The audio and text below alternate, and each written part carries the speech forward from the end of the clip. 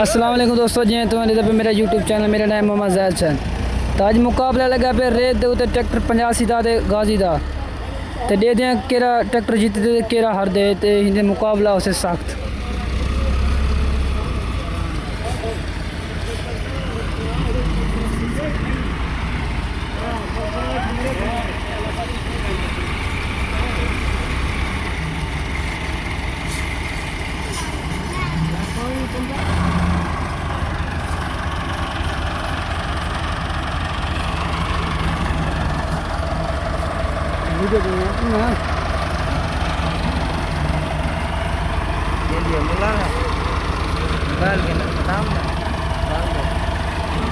देखते हैं केरी गाड़ी दे विच पावर 85 या गाजी दे विच मुकाबला दुई दा ज़्यादा होसे। तो चैनल को फॉलो कर गिनसो, सब्सक्राइब भी कर गिनसो, घंटे लबड़े को जरूर क्लिक कर गिनसो।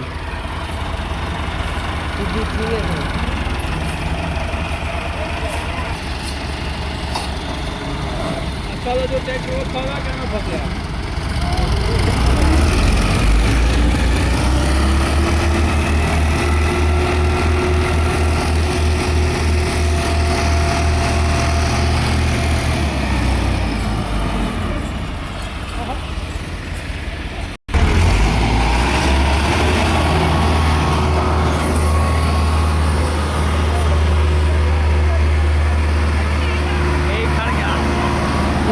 सीधा पावर चेक करो सही 85 का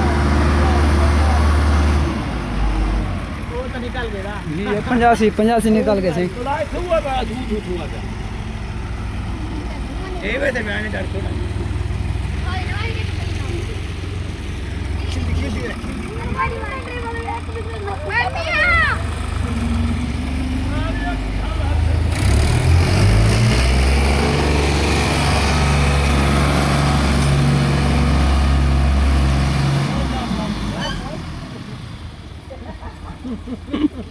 Banyak tek punya bagan bas. Woi. Hek pera wala aku.